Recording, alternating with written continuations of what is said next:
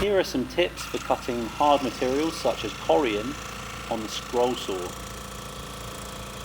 You'll notice that I'm holding the material quite close to the blade.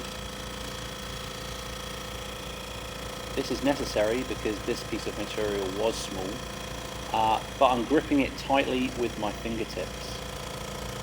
One of the top tips is to have the blade at a high speed, but actually push very gently and slowly to let the blade do the work.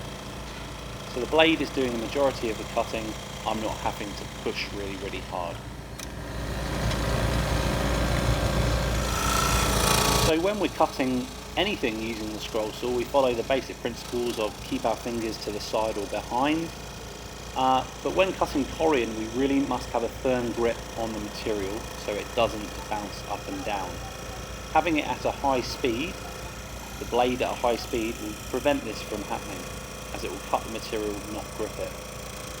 As you can see, if we're cutting curves, you need to cut very slowly. Do not do sudden turns or the blade will break. So by having the blade on a high speed, it will cut the material instead of gripping it and trying to pull it upwards and therefore like banging up and down. As we said already, let the saw blade do the work. And if you follow these simple steps, then cutting your Corian or any other hard materials in the scroll saw should be fairly straightforward.